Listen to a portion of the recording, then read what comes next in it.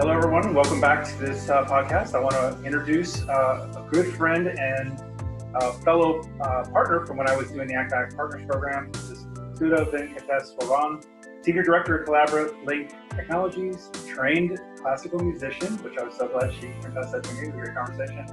And as I said, a friend. So, Sudha, why don't you, for those who don't know you, kind of give a little bit about your background. Where do you come from? Thank you, Jeremy. I'm so glad to be here. Thank you for the opportunity. I can start with the fact that I came here to study about 25 years ago. I came here to study. I came to Purdue University to get my master's in French literature. And I've been in the IT field for about 19 years. I switched careers. I started off as a teacher with the French literature, supporting and teaching kids across the two continents, India and America, pre-university children and graduate students, and then switched to IT after I got married. Now, why would you switch to IT? What's wrong with French literature?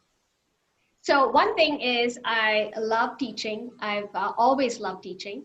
I've moved to IT because I got married and I didn't want to travel too much anymore. I wanted to be in a single space. Also, I wanted to be able to spend more time with family. With teaching in academia, sometimes you need to travel to promote your book reports or your papers and your publications. And that's something I did not want to do.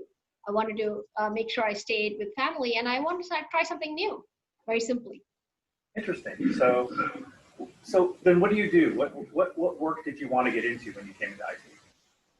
I frankly had no idea when I first started off, right? So what I did do is I'm very good with learning new languages. I learned the language. I learned C and C++ programming, also learned Unix and shell scripting. So I went to George Washington University for that. So I graduated with my master's degree from Purdue, but that was in French literature. Then when I came here to DC, the Washington DC area, that's where my husband was living at that time. And came to Virginia. He said, "What do you want to do?" And I said, I can try IT. It was also around the time for the whole Y2K. It started around 1999. Okay. It was like, people seem to be doing well in that field. Do you want to try it? So I went to school. So during the day, I was actually an intern at NASA, working with rocket scientists, creating HTML pages for them. And the evening, I went to George Washington University, doing a diploma, getting my C++ training, and also doing Unix and shell scripting. So I really enjoyed it. So I started off there with NASA. Then after NASA, after about a year and a half, I moved on to AMS. That was called AMS then. It's CGI today. And worked with them in the security realm. I was researching security tools and technologies and writing papers. And I was always good at writing. So that worked out great. And that's how I transitioned into that. What I do today is I manage programs for the federal, civilian, and DoD markets.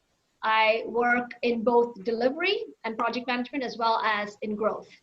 So I straddle two, sections of what we all do to support the federal government, and I love it. Wow, that is really interesting. I did not know that you had gone to study programming languages. That's really interesting. And the Y2K was an interesting time frame. Did you have to solve any Y2K bugs during that time frame? I was a tester, so I learned a lot doing testing, right? So programming was, of course, new to me because I'd been doing literary studies before that, learning about plays and theaters and dramaturgs. Right. What I started doing with the testing is I started to learn, because I always knew how to correct mistakes, right? As a teacher, I used to correct a lot of papers.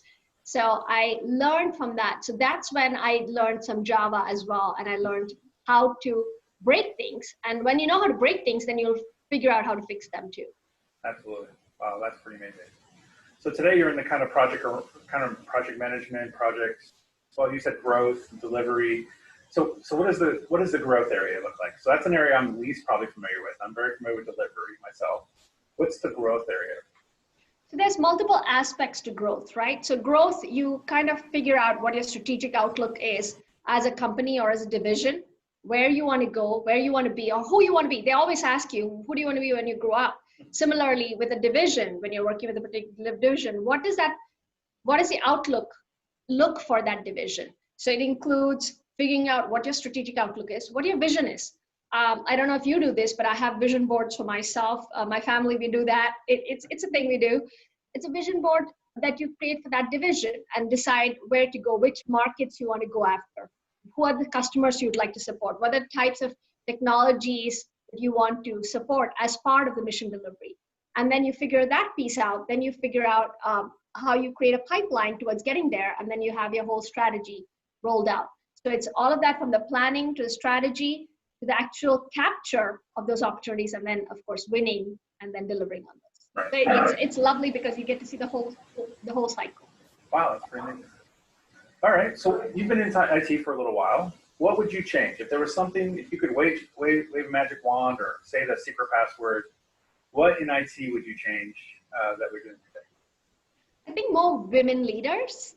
I've had the fortune of having very, very accomplished and very senior mentors throughout my IT career who guided me along. Walt Davis, Paul Strasser, to name a few.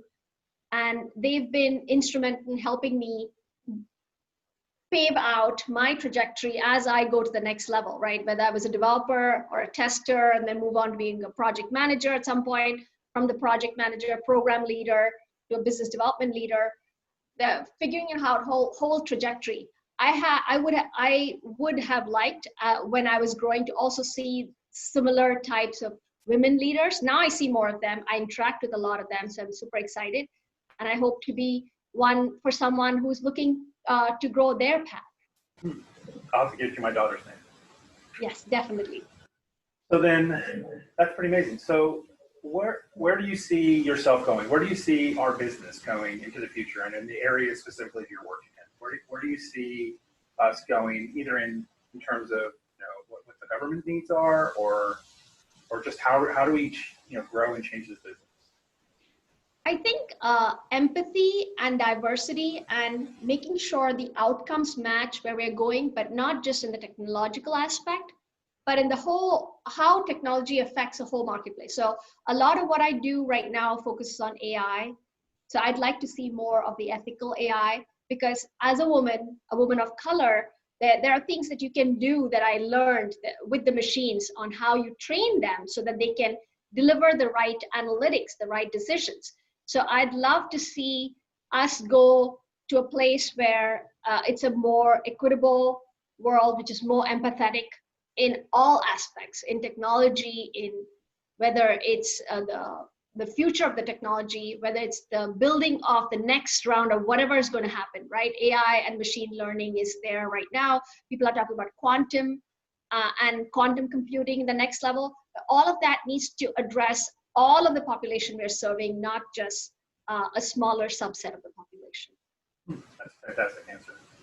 Well, I want to thank you so much for coming and talking with me today. Sudha, so good to be able to talk to you. And with COVID, we haven't been able to get together, but I look forward to talking to you again in the future. Thank you so much, Jeremy. It was wonderful. I really appreciate it.